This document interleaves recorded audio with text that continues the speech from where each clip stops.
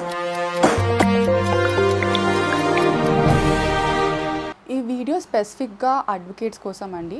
వాళ్ళకు వచ్చే benefits, Telangana state bar council నుంచి ఏమేమి బెనిఫిట్స్ ఉంటాయి, ఫార్మ్స్ ఏముంటాయి, ప్రొసీజర్ ఏముంటాయని డిస్కస్ చేస్తాము.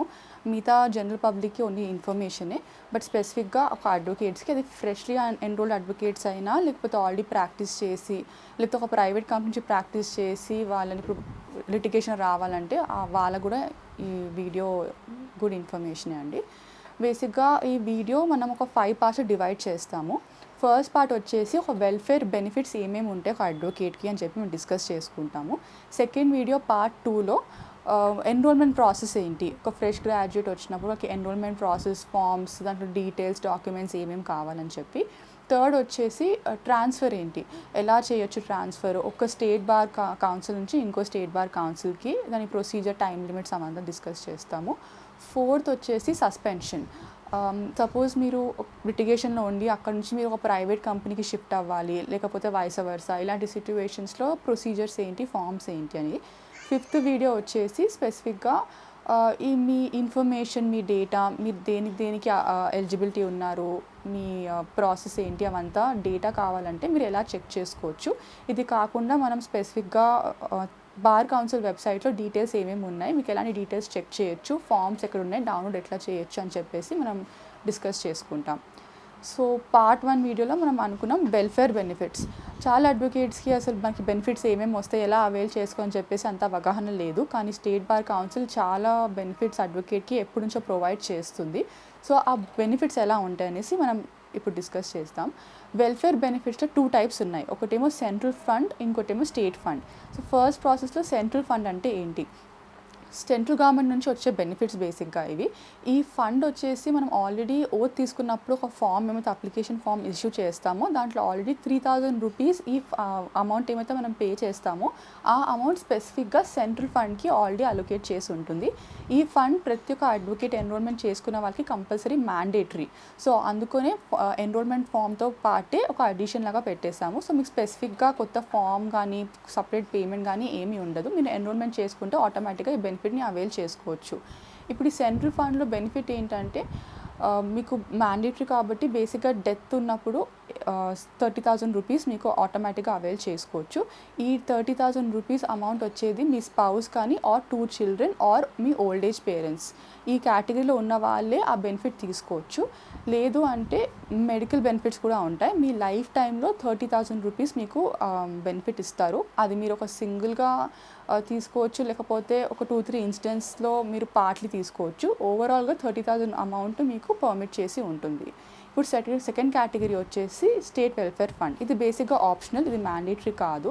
సో మీరు ఎన్రోల్మెంట్ తర్వాత స్పెసిఫిక్గా ఫామ్ తీసుకొని ఈ స్టేట్ వెల్ఫేర్ ఫండ్ కోసం అనేది మీరు అవైల్ చేసుకోవాలా. దీనికి ఖచ్చితంగా బార్ అసోసియేషన్లో మెంబర్షిప్ ఉండాలా. మెంబర్షిప్ ఉన్నాక ఫీ అమౌంట్ వచ్చేసి 2,100 రూపీస్. అండ్ దీంతోపాటు ఒక అప్లికేషన్ ఫామ్ ఉంటుంది, దాంతోపాటు మీరు అవైల్ చేసుకోవచ్చు. దీంట్లో 4 బెనిఫిట్స్ ఉన్నాయి. ఈ ఫండ్లో మీకు స్పెసిఫిక్గా ఓన్లీ 35 ఇయర్స్ కింద ఉంటేనే మీకు అవైల్ చేయగలుగుతారు. అబౌవ్ 35 ఇయర్స్కి అప్రూవల్ లేదు. సో 4 బెనిఫిట్స్ ఏమైనా డిస్కస్ చేసామో, ఫస్ట్ డెత్ బెనిఫిట్ ఉంటుంది. నాకు స్పెసిఫిక్గా నామినీ డీటెయిల్స్ ఇవ్వాల్సి వస్తుంది. ఈ డెత్ బెనిఫిట్ మీకు ఆల్మోస్ట్ 4 lakhs వరకు ఇస్తారు. సెకండ్ బెనిఫిట్ వచ్చేసి మీకు ఏమైనా ఇంజురీ లేకపోతే ఏమైనా మెడికల్ అసిస్టెన్స్ కావాలంటే మీకు 60,000 రూపీస్ వరకు పర్మిట్ చేస్తారు. ఈ 60,000 మీ లైఫ్ టైం అమౌంట్కి. సో మళ్ళీ ఒక స్పెసిఫిక్ ఈవెంట్లో మీరు హాఫ్ అమౌంట్ తీసుకోవచ్చు, ఫుల్ అమౌంట్ తీసుకోవచ్చు, లేకపోతే సర్టెన్ ఈవెంట్స్ నుంచి మీరు అమౌంట్స్ అవైల్ చేయొచ్చు. బట్ గుర్తుపెట్టుకోండి, మీ లైఫ్ టైం వరకు మీకు ఓన్లీ 60,000 రూపీస్ ఇంజురీస్ కోసమే ఇస్తారు. అది మెడికల్ అసిస్టెన్స్ అనేటప్పటికి మీకు ఒక సర్జరీ ఉండొచ్చు, లేకపోతే మెడికల్ టాబ్లెట్స్ వరకు ఉండొచ్చు, దేని పర్పస్ కన్నా ఉండొచ్చు. థర్డ్ వచ్చేసి retirement benefits. Retirement benefits per year 3,000 ఉంటుంది. మీకు ఎంత ఎక్స్పీరియన్స్ ఉందో ఆ number of years into 3,000 rupees calculate చేసి మీకు రిటైర్ అయినప్పుడు అది ఏ టైం అయినా ఉండొచ్చు. మీరు 7 ఇయర్స్ అయితే రిటైర్మెంట్ అవ్వాల్సి అనుకున్నారు, 15 తర్వాత, 20 ఇయర్స్ తర్వాత, ఎన్ని ఇయర్స్ అయితే రిటైర్మెంట్ అవ్వాలనుకుంటున్నారో ఆ టైంలో మీకు number of years into 3,000 rupees calculate చేసి ఇస్తారు. ఇప్పుడు ఫోర్త్ బెనిఫిట్ వచ్చేసి లైబ్రరీ కార్డ్ యాక్సెస్. లైబ్రరీ యాక్సెస్లో ఇది స్పెసిఫిక్గా ఓన్లీ ఎక్స్పీరియన్స్ 7 ఇయర్స్ ఉన్న వాళ్ళ కిందకే ఇస్తారు. బియాండ్ 7 ఇయర్స్ వాళ్ళకు ఈ రైట్ లేదు అవైల్ చేసుకోవడానికి. ఈ బెనిఫిట్ బేసిక్గా కాన్సెప్ట్ ఏంటంటే మీకు బుక్స్ ద్వారా ఇస్తారు. లైబ్రరీ బుక్స్ మీ ఆఫీస్ కోసం సెటప్ చేయడానికి. ఇప్పుడు బార్ కౌన్సిల్ కొన్ని పబ్లిషర్స్ టైఅప్ చేసి ఉన్నారు. ఆ పబ్లిషర్స్ నుంచి మీరు ఆల్మోస్ట్ 15,000 to 20,000 వరకు మీరు అవైల్ చేసుకోవచ్చు బుక్ బెనిఫిట్. కానీ మీరు ఓన్లీ 10,000 రూపీస్ పే చేయాలి దానికి.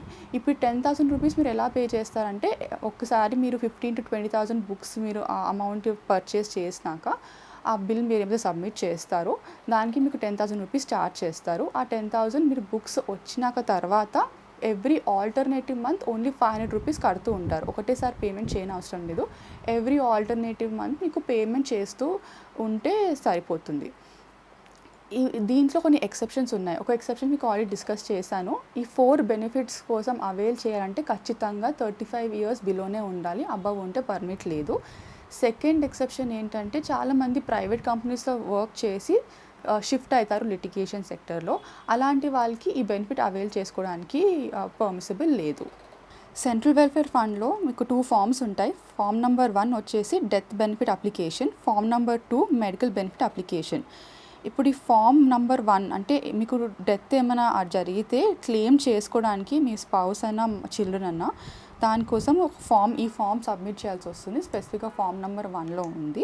దీంతోపాటు అసోసియేషన్ నుంచి ఒక లెటర్ కావాలా, అంటే బార్ అసోసియేషన్ నుంచి ఒక లెటర్, మీకు ఇంత ఎక్స్పీరియన్స్ ఉంది, మీరు ఇక్కడే ప్రాక్టీస్ చేస్తని చెప్పేసి అసోసియేషన్ నుంచి లెటర్ ఖచ్చితంగా అవసరం ఉంటుంది. దాంతోపాటు మీ డెత్ సర్టిఫికేట్. ఈ 2 డాక్యుమెంట్స్తో పాటు ఈ ఫామ్ సబ్మిట్ చేసినప్పుడు జనరల్ డీటెయిల్స్ ఉంటాయి. మీ డీటెయిల్స్ ఎవరైతే అప్రూవ్ చేస్తున్నారో వాళ్ళ రిలేషన్షిప్ ఏంటి, వాళ్ళ నేమ్, అడ్రస్, ఎన్రోల్మెంట్ డీటెయిల్స్, ఇలా బేసిక్ కామన్ డీటెయిల్స్ ఉంటాయి.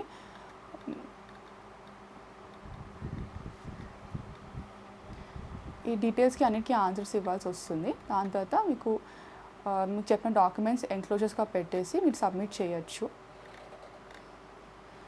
ఇది డెత్ బెనిఫిట్ కోసం. సెకండ్ ఫామ్ వచ్చేసి medical benefits. Medical benefits form almost form number 2లో ఉంటుంది. దీంతో పాటు మీకు bills, medical bills xerox copy అవసరం ఉంటుంది. జిరాక్స్ కాపీ ఒకటి చాలు. దాంతోపాటు అసోసియేషన్ నుంచి లెటర్, మీరు ఇక్కడ ప్రాక్టీస్ చేస్తున్నారు ఈ బార్లో అని చెప్పేసి లెటర్ కూడా 2 ఎన్క్లోజర్స్ అవసరం ఉంటుంది. ఈ ఫామ్ నెంబర్ 2లో కూడా బేసిక్ డీటెయిల్సే ఉంటుంది. Enrolment number, medical bill details,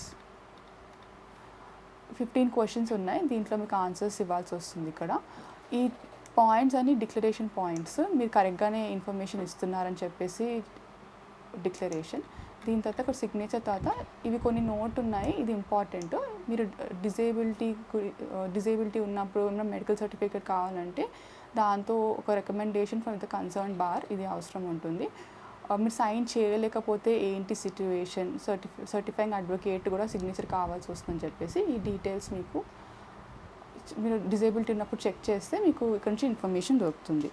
ఈ 2 ఫామ్స్ మీకు అవసరం బట్టి మీరు సబ్మిట్ చేసుకోవచ్చు. ఇది బేసిక్గా క్లెయిమ్ కోసం. ఫస్ట్ కేటగిరీలో సెంట్రల్ వెల్ఫేర్ ఫండ్ మ్యాండేటరీ కాబట్టి మనం ఓత్ తీసుకున్నప్పుడు ఆల్రెడీ ఫామ్ సబ్మిట్ చేసాము. బట్ సెకండ్ కేటగిరీ ఆప్షన్ కాబట్టి ఇక్కడ అప్లికేషన్ ఫామ్ ఉంటుంది. ఈ అప్లికేషన్ ఫామ్ తీసుకొని డీటెయిల్స్ ఫిలప్ చేయాల్సి వస్తుంది.